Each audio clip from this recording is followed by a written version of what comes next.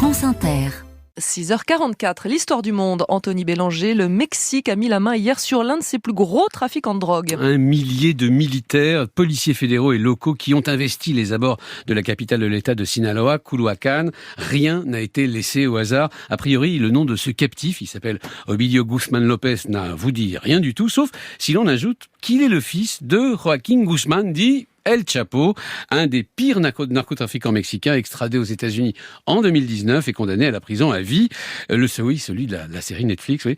Dans la famille El Chapo, il y a donc maintenant le fils, El Ratón, c'est-à-dire la souris, pour sa capacité à se faufiler entre les mailles du filet policier. Et comme on ne manque pas d'humour grinçant chez les Guzmán, son gang s'appelle Los Chapitos, c'est-à-dire les petits chapeaux. Aussitôt la nouvelle de son arrestation connue, des fusillades ont éclaté tout de même, des autoroutes ont été bloquées, des voitures incendiées et des policiers se sont fait tirer dessus à l'aéroport au point que les écoles de l'État ont été fermées jusqu'à plus ample informé. Mais malgré ces violences, c'est une grande victoire pour les autorités mexicaines. C'est surtout la réparation d'une humiliation totale parce que El Ratón Guzmán avait déjà été arrêté mais en octobre 2019. Mais les menaces sur la population de l'État de Sinaloa avaient été si précise et si lourde que les autorités mexicaines avaient dû le faire piteusement libérer. Une tâche indélébile sur les débuts du mandat de l'actuel président Andrés Manuel López Obrador.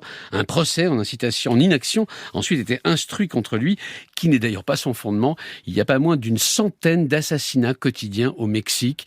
Or, pour éviter les mésaventures de la dernière fois, il devrait être extradé en urgence aux États-Unis. Et puis, quelle surprise, Joe Biden arrive lundi à Mexico. Oui, ça tombe bien, car c'est un trafiquant que réclamait Washington. Cadeau de bienvenue, d'autant que le fils d'El Chapo était même en tête de la liste des trafiquants extradés aux États-Unis, parce que si le père exportait du cannabis et de la cocaïne, un peu à l'ancienne, le fils, lui, s'était spécialisé dans le fentanyl, une drogue responsable des 3/4 des plus de 100 000 morts annuelles de surdose aux États-Unis avec Los Chapitos en tête de gondole, 11 labos, 1 à 2 tonnes par mois.